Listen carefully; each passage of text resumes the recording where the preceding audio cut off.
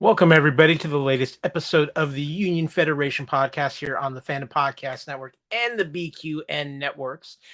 This is, of course, the podcast that covers everything that is happening in Star Trek and the Orville.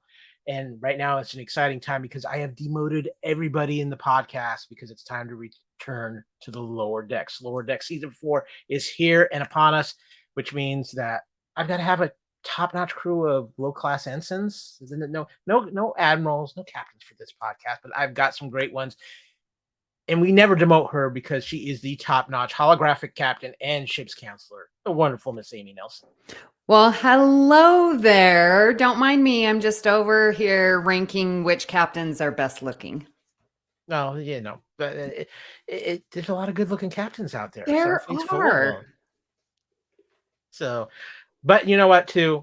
I need an ensign that's going to create some havoc, but still give us an education during the podcast. And I can't think of anybody better than one of my favorite people, Miss Hayley Stoddard. How dare you demote me? I didn't deserve this. How dare you bring it on yourself every single time. What do I tell you about that button? I know, but I love that button. But how dare you demote me? Kevin Reitzel is out on special assignment, which means that when he gets back, he gets the job of P corner cleanup. So, fair. I think that is very fair. But we are here as always to talk about everything Star Trek and the Orville. But right now, the talk is Lower Decks Season 4 is here, guys. I am excited. Lower Decks has been so much fun, and we even got a little bit of taste of Lower Decks in our live action Star Trek in between, because we had, of course, the crossover with Strange New Worlds, which was actually one of the fun episodes of Strange New Worlds. But I bring up Strange New Worlds too because, Hayley, you were not able to join us on our episode that covered the finale of Strange New Worlds, and I know you didn't get to watch it for a few days later. And I just wanted to give you a chance to give us your thoughts on the season finale of Strange New Worlds. Okay, so really good. I really, really enjoyed it. Edge of my seat. Also, this ranks like second for me as far as cliffhangers go with Best of Both Worlds. Like, this is going to be a long wait, y'all. And I know we got longer than like a summer like we did between the Best of Both Worlds, but part 1 and 2, I am so intrigued as to what's going to happen. The Gorn, I really appreciate it. I'm super intrigued as to how they're going to maybe tie this into the universe and everything. And it was fantastic. It was so well done. So well done. I need to go back and rewatch it again because I haven't watched it for a little bit. Well, when I watched it, I immediately thought of you because you are also our oracle around here of late, and you called it Scotty. I know. Oh my gosh. I was so excited. I was like, it's going to be Scotty. It's going to be Scotty. And it was Scotty. And oh my God, I'm so stoked. I'm so stoked. It's going to be great. Yes, while we have a long wait, and really we have no idea when the next season of Strange New Worlds is going to be coming at this point, we are excited. I will probably watch that episode many a time between now and whenever we get an announcement that Strange New Worlds is coming back. Come on, guys, get your act together. Let's get things moving here, and let's get that announcement. Let's get everybody back to work. But luckily, we do have some Trek to fill in because, as I said, Lower Decks is back, which means that we are going to be doing a lot of spoilers because Lower Decks dropped its first 2 episodes. So spoiler alert, we have the first 2 episodes of Lower Decks. If you have not watched them yet, get on your Paramount Plus. Give them a watch. They're a lot of fun. Come back, join us again because we're going to have some fun talking about these 2 episodes. So with that, guys, the only thing I got to say is let's warp into some away missions.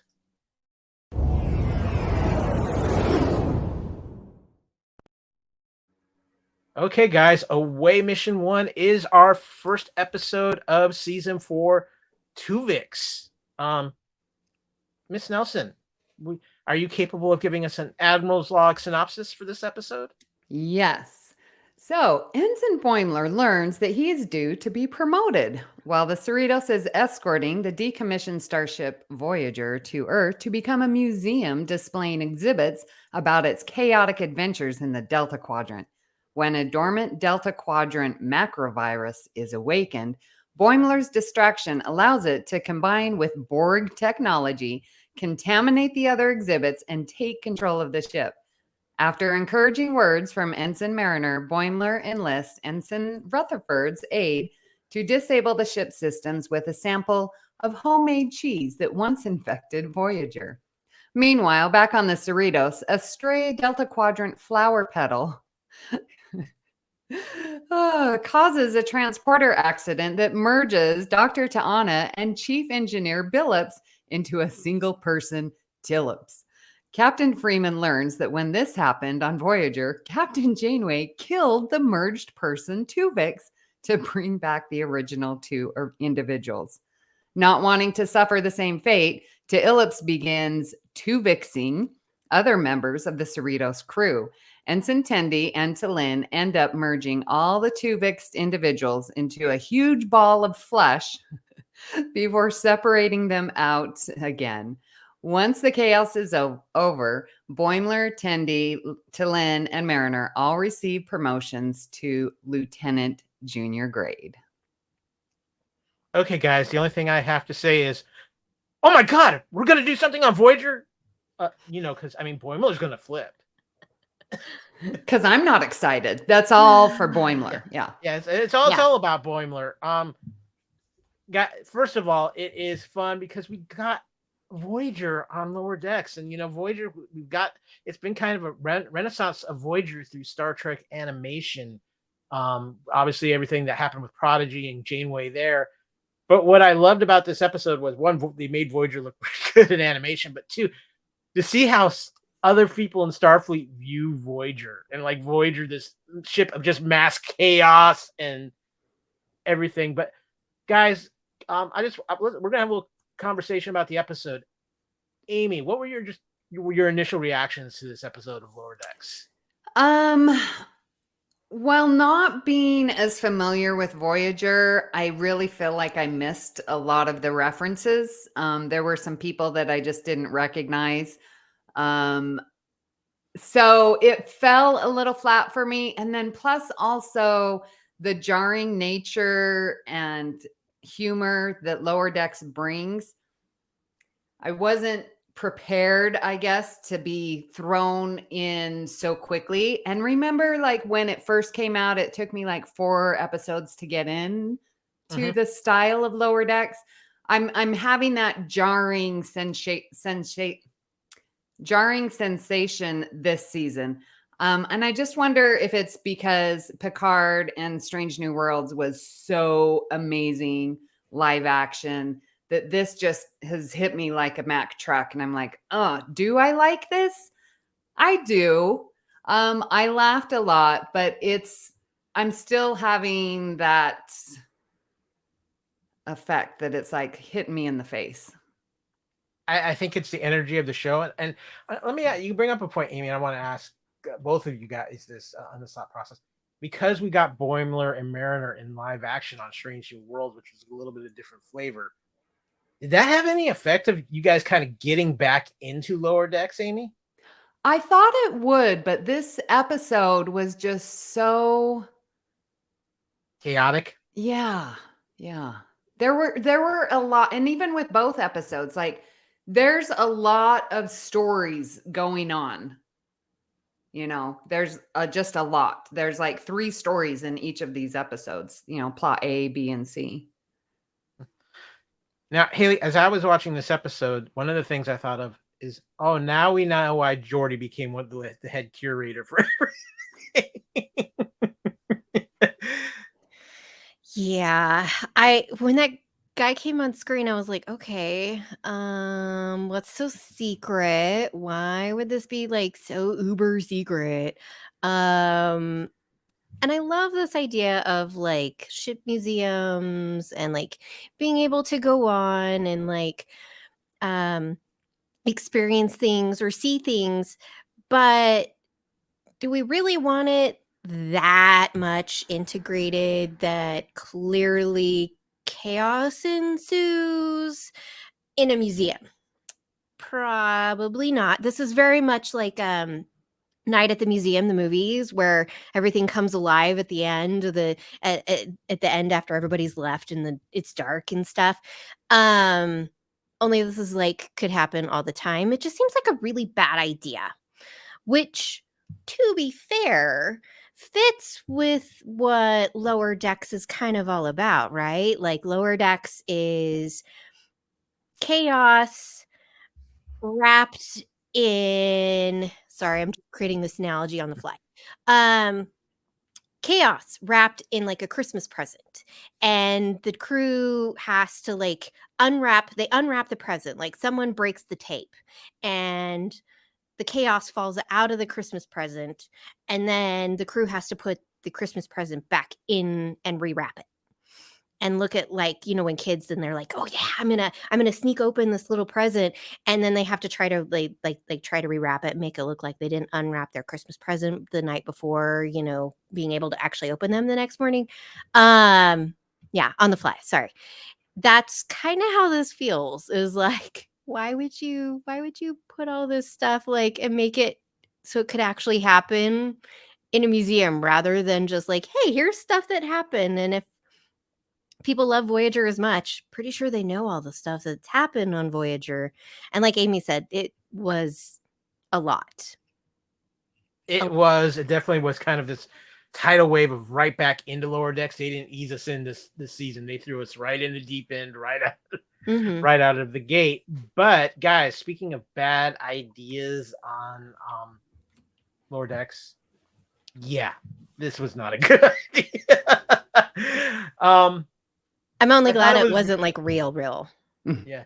I like the idea of the fact that they kept making Twovixes but then you have this, and I'm just like, they even have a fun little moment where she's like, yeah, no, it's just a big blob of flesh at this point. I don't care about the ethics. I think that applies here, but you know, this is how Lower Decks is going to solve a problem. We're going to make it much worse before we make it better.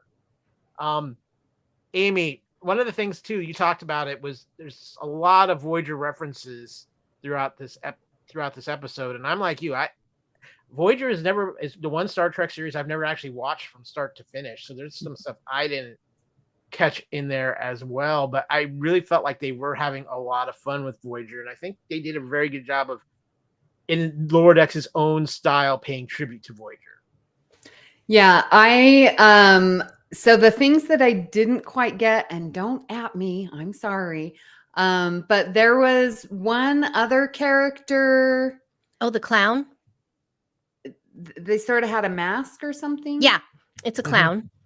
Oh, that's okay. Now, thank you. And it took me on my second watch that Janeway's lover, I was like, who's this guy? And why is he being all romantic with Mariner? And then it finally hit me. And then I didn't understand the cheese reference. That was, and I'm really bad with episode titles. Neelix makes a cheese, and I can't remember exactly. So yeah, don't at me either. There was something about the cheese, and it like was an accident, and it caused obviously some chaos on Voyager. Okay. Yeah, it was something about like he made the cheese because Neelix comes aboard and he's like trying to like grow stuff so that they're not having to use like the replicators, which is eating their energy, which they need to get home. Okay. And I've only watched through Voyager once. I'm so proud of myself. I've watched through all of it. So yeah. And something about cheese. I can't remember if it was like an accident that they grew this cheese and it caused problems on the ship. Yeah. Okay. I think that's what it was. Yeah. But yeah, there were some definite deep cuts. Yeah. Guys, all I know is I'm scared of the fact that the Borg can assimilate macroviruses. That's kind of scary. Because they're not, I mean, they're not solid. So that's what gets me too. Like they are like a form of life, but at the same time, they don't have a solid state necessarily. Right. Yeah. But we had one other interesting development in this episode because promotions were handed out. Our lower decks are no longer ensigns; they are junior grade lieutenants, but they're the lowest of the lowest officers. So Yes. I love how they had to find a way to justify why they're still lower decks. Yep. I'm glad though. I think that was probably honestly my favorite part was that after 4 seasons and how many missions and how many things that they screwed up but then turned around and fixed or helped fix. And I don't know in time like how many years have passed or months, I'm guessing. I don't know where we are is this months or years at this point. That they finally did get promotions. Like, I think it makes sense, like this has a finite amount of seasons. And so it makes sense that these people, yes, they're still technically lower decks, but that they should be promoted. Like, why wouldn't they be? Well, and I think that's a good point. I think that shows one of the things that I noticed, and we'll talk about it even more in the next episode, is character growth in these first 2 episodes. It really, especially with Boimler and Mariner, you're really starting to see them show some character growth. And just remember too, guys, but before I should have said at the top, we don't talk about that thing with Pike. We were not supposed to talk about that. So, but guys, I have some trivia for this episode as well. So I'm going to transport us into some Star Trek trivia.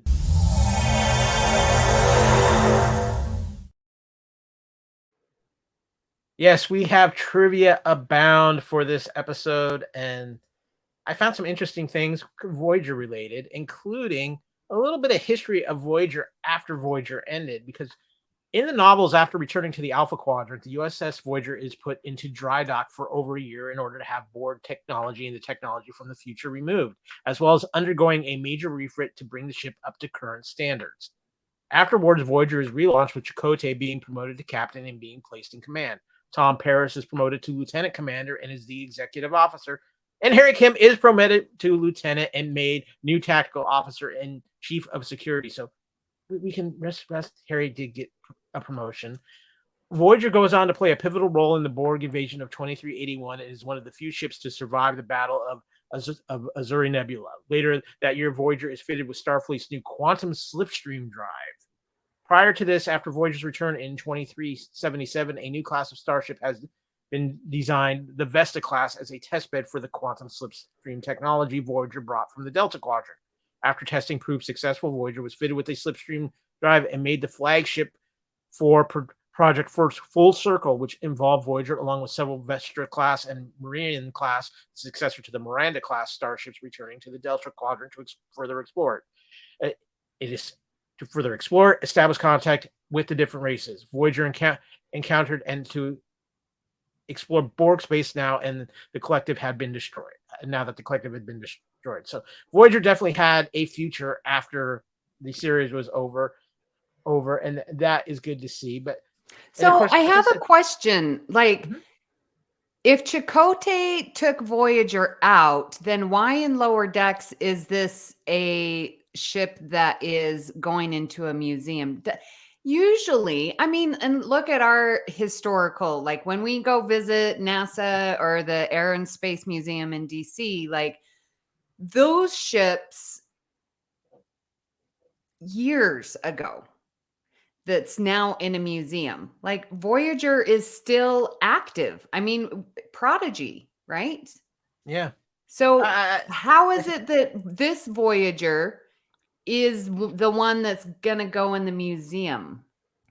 I think it could be one of those short-lived, we're putting this ship in museum, and then they realized, oh, wait, it's the one most fitted for the technology that it brought back. We need to use this ship again. But maybe, I mean, Chakotay took it out. Maybe it's like the A, and so it's Voyager A. So it's like TOS, where it's still like the original ship, but it's the A or the refit. So maybe that's how they're thinking it. I don't know. That timeline is a little mushy between Lower Decks, Yeah, because Lower Decks Prodigy. is in between TNG and Voyager. Yeah. So it's like Yeah. yeah. Okay, we won't think too hard about that. No. We might strange something. We don't want to do that. Yeah. I've got a couple other interesting pieces of trivia. The macrovirus returns after surviving 8 years behind a panel after its first appearance in Voyager Macrocosm. It was last seen in Voyager Shattered. This thing's just ugly, slimy, messy, not fun.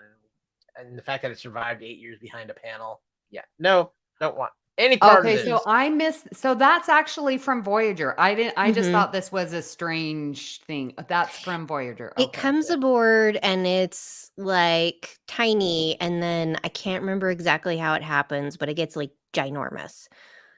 And so it's a macro virus. It becomes like, yeah. Okay. All right. Well, those are the 2 episodes I need to watch. Well, and there might be a third, because Rutherford mentions how Voyager's bio-neural gel packs were affected by Neelix's Brill cheese 10 years ago in the Voyager episode Learning Curve. Rutherford was able to use this method to disable Voyager. And of course, as we talked about at the very beginning of the episode, Mariner mentions that pipe thing that they aren't supposed to talk about to Boimler, of course, referring to the events of those old scientists from Strange New Worlds. So that kind of wraps up our coverage of episode 1 of season 4. Do either of you ladies have some final thoughts about episode 1? Aside from the fact that I'm always going to have subtitles on. They talk fast. They talk so fast. Yeah. I can't keep up. I really like, again, the pairings like Tendi and T'Lyn. I'm glad to have T'Lyn back, and that she showed up on the first episode to launch season 4. So I'm hoping that she will, get in. I mean, obviously not as much as the others, but I really like her and was glad to see her. Yeah. No, I'm excited. Yes, it didn't ease us in, but that's Lower Decks way. Yeah. But they were sneaky, because not only did they give us 1 episode, no, they dropped 2 episodes on there. So let's warp into Away Mission 2 to talk about the second episode that came out this week.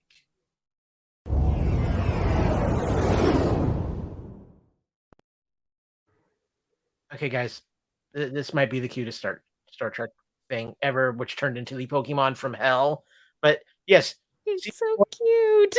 Okay, Moopsy or Murph? If you could only choose one. Oh, I'm going with Moopsy. Yeah, Moopsy. Sorry. I'm gonna suck your bones. I have no bones, yet I must flee. Come on, it says Moopsy. So cute. Moopsy. Yes, Hayley, you did it exactly. So Miss Nelson, can you care to give us the next edition of the Admiral's Log? Absolutely. So Mariner thinks she overhears Ransom saying that she will inevitably be demoted to ensign again, and resolves to act insubordinate to speed up the process. On a routine mission to rescue humans from an alien menagerie, Mariner's behavior is irreverent and undisciplined. When a dangerous creature, Moopsy, escapes from its cage, Ransom accuses Mariner of releasing it in order to get demoted. He tells her he has faith she will succeed as a lieutenant and will not let her sabotage her own career. The two collaborate to return Moopsy to its cage and discover that the humans in the menagerie freed Moopsy in order to kill the curator and take over the menagerie themselves. Meanwhile, Rutherford is anxious that Tendi's promotion will ruin their friendship. He spends the day trying to impress Billups with his engineering skill in order to earn his own promotion, only to be outdone at every turn by the new Ensign Livick. Tendi eventually... yes, Livick. Tendi eventually assures him that they will remain friends no matter what. That's an order. Learning that Rutherford has turned down promotions for heroic achievements in the past, Tendi simply asks Billups to give him the promotion he is due, which Billups immediately grants and flicks it through the air. Rutherford. Okay, guys. So we had our second episode. Hayley, I'm going to start with you. What were your first thoughts on this episode? I liked this one actually a little bit better. The pace was a lot slower, and I enjoyed the story. We get this menagerie again, so immediately I'm back in like the cage. And what's the other episode where there was a menagerie? Oh, I'm so bad. I can only Um, think of the Orville one. oh yeah, the Remember Orville that one? That's right. Yep. So okay, I'm going to pause you for a second because talk about wishing for ultimate crossovers. What if it would have been Ed and Kel if they could have crossed over? And had Ed and Kelly? That would have been awesome. My gosh, that would have been hilarious. Although, can you not imagine that these characters might have been based on that simply Yes. because they wanted to take over the Yes. menagerie? So I was really getting the Orville with that. So yeah. And I liked this notion, of Mariner's fear of being promoted, like why she's got this deep-rooted fear. So I think the themes in this episode were definitely a lot better. Poor Boimler, clearly not realizing he could turn the dimmers on the windows so that, the light from the nacelles wasn't killing him in his quarters. I mean, dude, come on. So I enjoyed this one a lot better than I did the first episode. Okay, quick question for you guys. Which would be worse? Having the nacelle room where you don't know to turn down the dimmer on the window, or being stuck between having the room between two holodecks, especially considering on what goes on in the one holodeck. No. I would rather take the nacelle. Yeah. Yeah. I will wear eye patches and walk around blind, but no, we are not doing anything holodeck. We know what happens on the holodeck. Yeah. What happens on the holodeck should stay on the holodeck unless it's time for holodeck waste cleanup. And Yeah. I don't want that. That might be worse than the pee cleaning the pee corner. I'm just saying. I think so. What about you, Amy? What were your first thoughts on this episode? I completely agree with Hayley. I enjoyed this episode much better, and probably because of the themes. But again, there was a lot going on. You've got Boimler trying to find his room, Mariner and Ransom, which I absolutely love, that power dynamic in your career. And, you don't want to fail, so you are going to fail on purpose. Like I have seen that so much as a teacher, kids don't want to be successful in math. And then you have the Rutherford engineering. So there's a lot of stories going on here, but yet the pacing, it was better. And maybe just because it wasn't as jarring because I'd already seen the first episode. So I'm getting in the flavor of Lower Decks. For me, I enjoyed this episode so much more than the first one. And there's a lot of reasons why I like this one. Obviously, I need a pet Moopsy that I can just put in a cage and, just make sure. I need a replicator. I'll need a replicator for that too. I can just replicate teeth over and over because there's only so much I can knock out Ransom's teeth. But what I loved about this episode too, guys, was I loved especially the character development between Mariner and Ransom in this episode, and just seeing something that is becoming going to look like be one of the plot threads through this season is Mariner maturing and Mariner realizing that it's okay for her to start advancing. She's always kind of sabotaged herself and she doesn't want the responsibility, but she seems like she's kind of maturing. And having somebody like Ransom who's not going to put up with her act and actually realizing what she's doing is great. And I just love the dynamic between these two. And I love the fact there, and there's a great shot of Moopsy just trying to get through the door. He just wants cuddles. Come on, guys. He just wants some cuddles here. But Mariner not wearing the outfit was so good. I love this character too. This poor new guy. I mean, before the end of the episode, he went 2-3 times. He has to replicate new pants. I mean, this is a guy. I have a feeling the turnover on the Cerritos is probably pretty high. There's a lot of transfer requests. But this episode was just so much fun. But again, the character growth in this, not only with Mariner, but I think even in Boimler and even what we see with Rutherford. And I love at the end of the episode when he's like, oh yeah, I've turned down. He's trying to do everything for promotion. And you find out he's turned down promotions so many times so he can stay with his friends. And it's like, yeah, that actually kind of makes sense. Rutherford should be much further along than what he is. But that that was one of my favorite things with this episode. But the other thing is too, guys, was I want to talk about this because Moopsy. I mean, Moopsy steals this episode. I love Moopsy, but I love the fact that they played up the kind of science fiction horror movie aspect of it. We see Moopsy here. We think what is kicking out what we think is the most dangerous creature in the menagerie, but no. And I just love the look of horror on Mariner's face in this shot. It's so classic. And I mean, come on, Hayley, we need more Moopsy in future Yeah. games. Well, it's that concept of just because it's the cutest looking thing doesn't mean it is the sweetest thing. I get mistaken for that a lot. I can be really mean. So it also made me think of there's an episode of Phineas and Ferb, and I don't know if you guys have watched Phineas I and have. Ferb, Mhm. but there's this little character, and he throws on this little mustache, and suddenly he can talk, and his name is Meep. And at first, that's all he says, and then he puts on his little mustache, and he's like the spy. But he's in like a menagerie type thing, and again, super cute, really little. You think, oh, so cute, so sweet, but he's like trying to fight this really bad guy and run away from this bad and like all this stuff. And so I love this concept of just because it's the cutest and looks the cuddliest doesn't mean it is, because looks can be deceiving. And I think that's something, you can see along with Rutherford. We think, oh, yeah, of course, out of everybody, I think he deserved promotions for sure. And looks can be deceiving because you find out, hey, he's turned him down so he can stay with his friends. Mariner, she has the chops, and she acts like she doesn't because she's afraid of promotion and afraid of responsibility and being that person. But she has it, so looks can be deceiving. And so I think that's kind of neat. Really good theme for this episode, actually.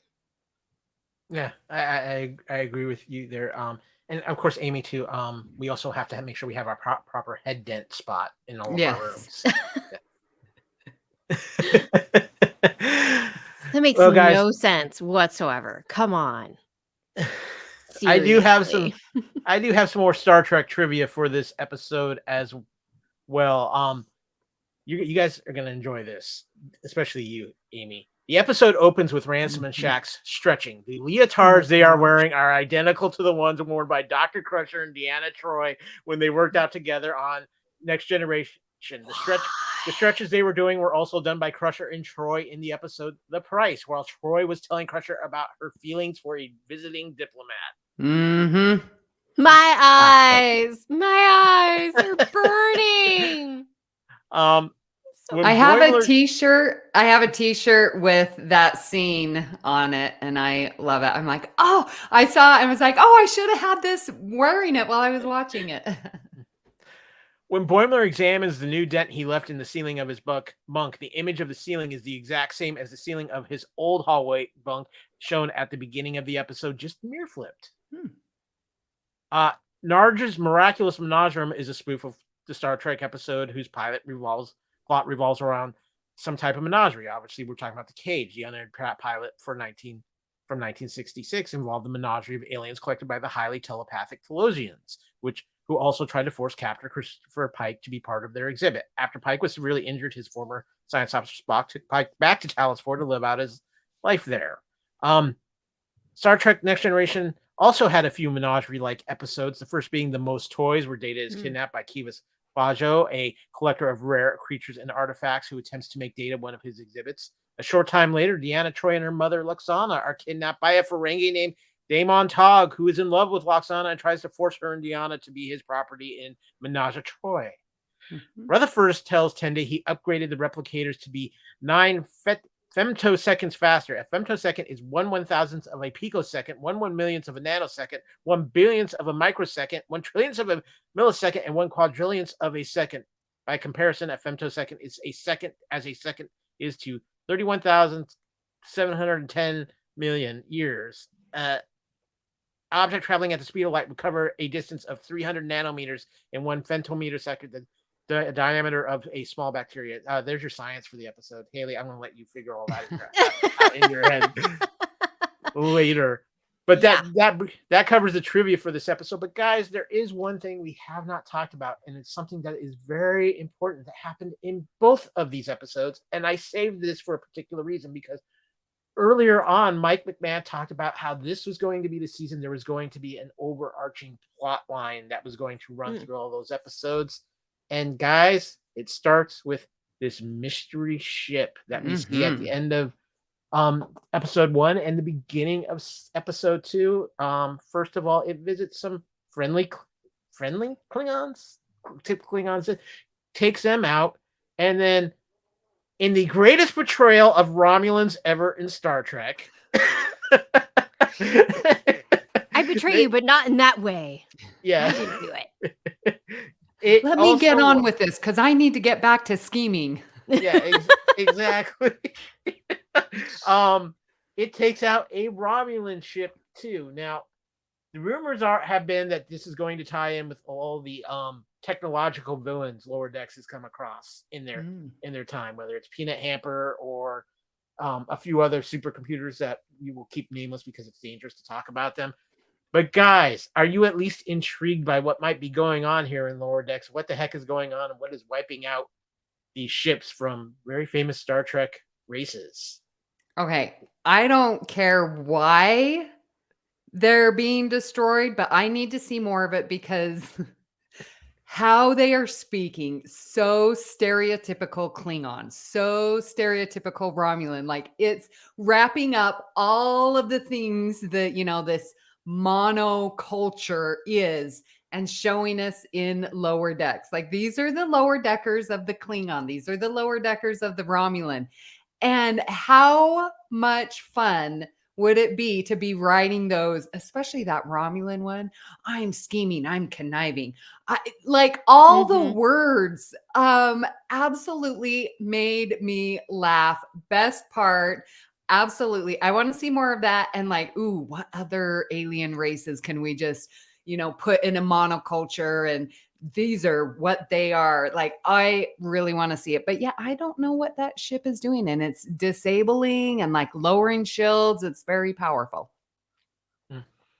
Haley, any thoughts on this? Are you intrigued by what they're setting up here?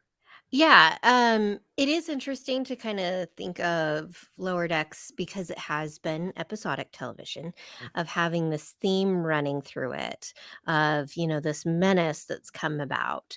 So it is interesting. I completely agree with Amy. I love this concept. We were introduced to it before with the Lower Decks characters from other ships and other races, and which is hilarious to think about, because again, it's not something we've ever seen. We've seen it in TNG, and we've seen it a little in TOS, kind of, sorta, and so we've seen it in some of our other iterations, but we've never really seen it with other races, of having people who are stuck doing the menial tasks aboard the ship.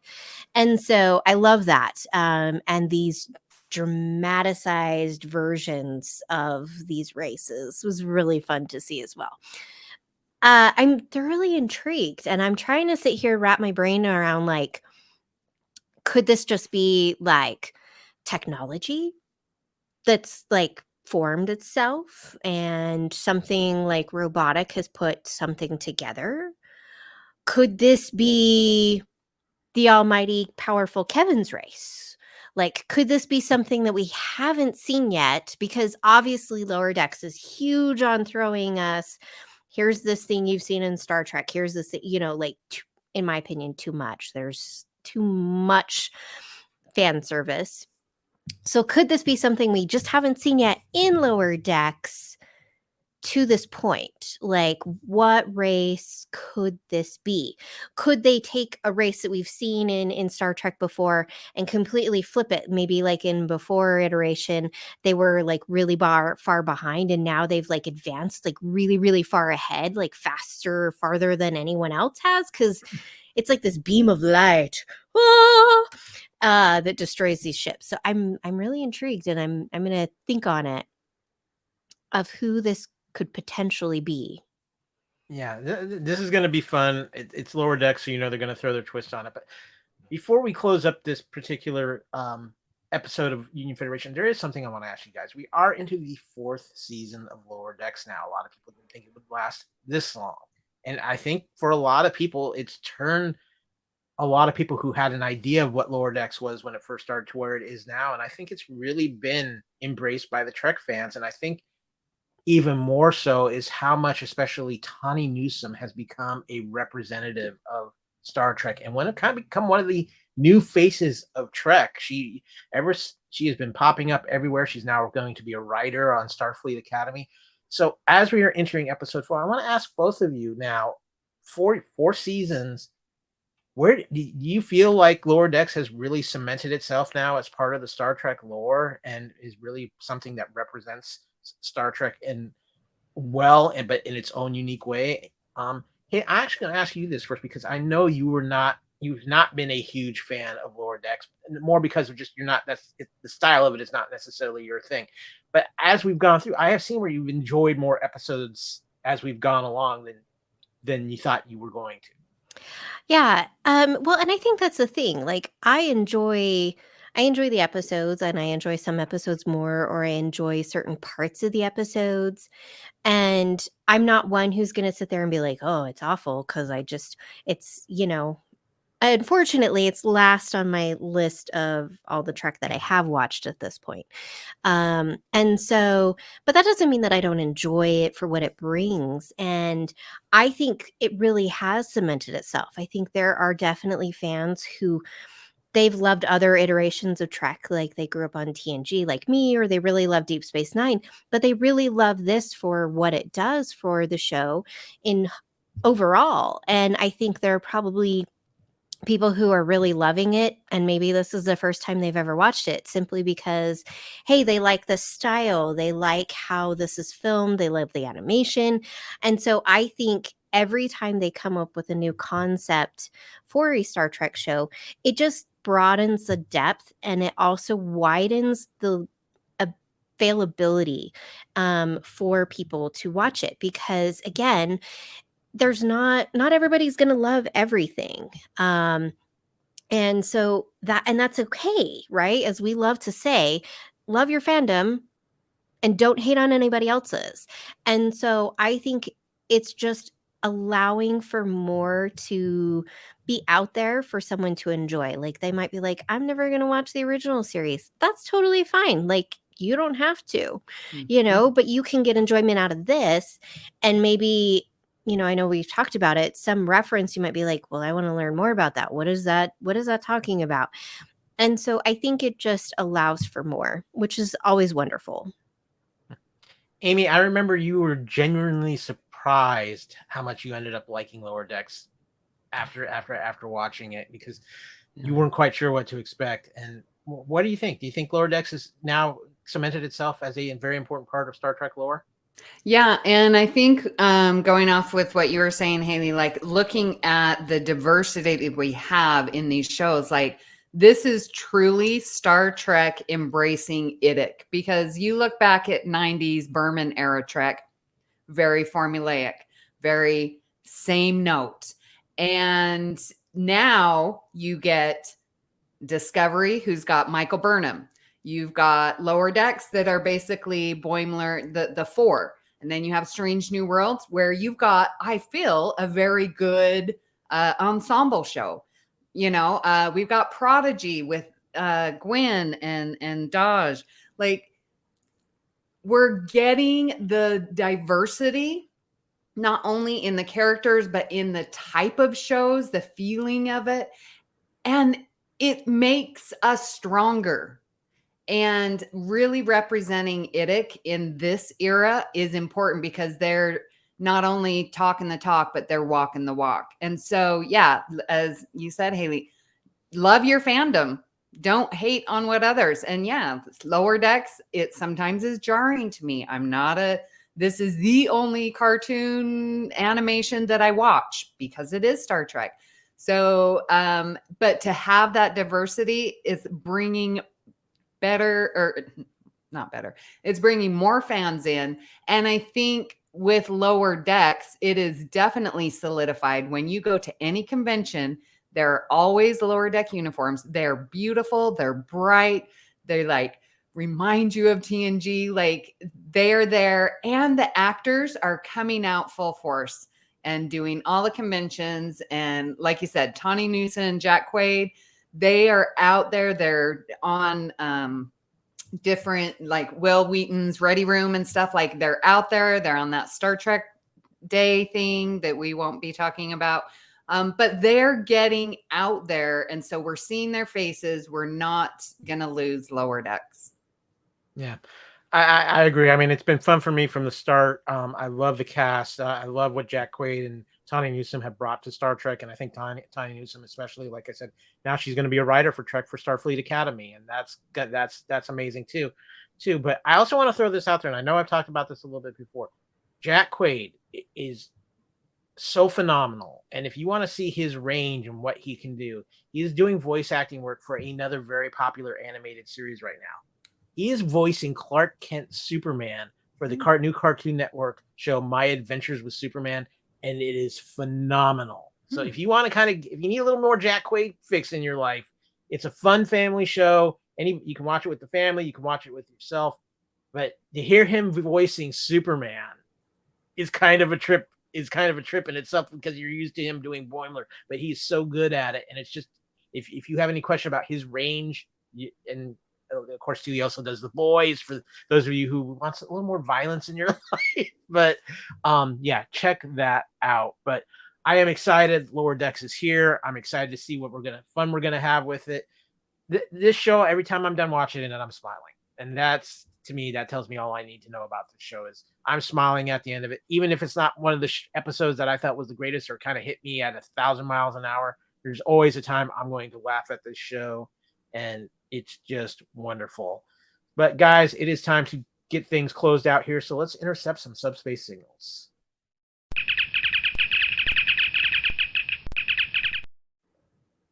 Okay, guys, first of all, thank you. If you're watching on our YouTube channel, watching the video of this episode, thank you. Give us a like, give us a subscribe, give us a share on the Fandom Podcast Network YouTube channel. Of course, you can also find Union Federation on the Fandom Podcast Network master feed, of course, on all your great podcast catchers out there, as well as on the BQN network and all of the wonderful podcast catchers they have out there. You can email us if you would like to at the unionfederation@gmail.com. You can visit our Facebook page. We keep you updated on all the happenings of Star Trek, and hopefully some Orville news once the strike is over. Maybe something, Seth. There's a lot of people who are really saying we listen to the people during the strike, see what you can get done. Also, too, you can follow us at Union Fed Pod on Twitter/X. I'm Kyle. You can find me on Twitter at AKyleW or on Instagram and Threads at AKyleFandom.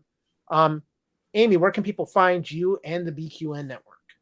Well, you can find us by searching BQN. I specifically am on All Good Things. You can find me on Twitter/X at Miss Amy Nelson. And I'm also in our Facebook group, the Orville. Is that what it's called? Hayley? Yeah. Union Federation. Yeah, Union Federation. Federation. There's too many things to remember. I know. So there's so many more new social medias now. It's crazy, and I will never call Twitter X. Sorry, but it's too weird. It is too weird. Even when I go to hit and it says repost instead of retweet, it feels wrong. But Hayley, speaking of all these social medias, where can people find you out there in the ether? Yeah, so I'm in our Facebook group, and I am leaving Twitter. Vamos. Adios. So the best place to find me will be on Instagram, and it's also at Trekkie01D. Please, however, send me a message and letting me know who you are, because if you just ask to follow me and I don't know who you are, you're not going to get it. Yeah. True. Sorry. It's not going to happen. Are you considering Blue Sky? I actually am on Blue Sky. Oh, okay. So you can also find me on Blue Sky as well. Yeah, I actually just recently joined Blue Sky as well. Yay! So. Yeah, you can find me there. luckily, I am at Trekkie 01D on Blue Sky as well. But there I am on the Trek Geeks specific. Yes, good. And I must thank our BQN cohort, Mark White, for giving me a code for Blue Sky. So thank you, Mark. But guys, we are going to be covering Lower Decks all season long, but we're going to be doing those episodes 2 at a time just because it is a shorter episode with that. But unless there's something really drastic that happens, hopefully by probably not the next episode, but the one after that, we'll have Kevin back out of his captured menagerie himself, unless he tries to take it over. And then, you know, whatever happens with the Moopsy, not my fault. Mm-mm. We're going to leave it up to him. Do you think he'll have bones left, Hayley? Maybe. I don't know. But in the meantime, while I still have all of my teeth, especially thank you to my amazing crew, Amy and Hayley. You guys are wonderful as always. It's such a pleasure to do these shows with you and talk Trek and talk everything. And special shout out to Amy. She made a massive sacrifice to be on this podcast as her beloved Utah Utes are playing right now. I have muted everything. I am gonna I've recorded it, so I just need to not be spoiled. So with that, guys, thank you so much. We'll be back in 2 weeks with the next 2 episodes of Lower Decks. Until then, hailing frequencies are now closed.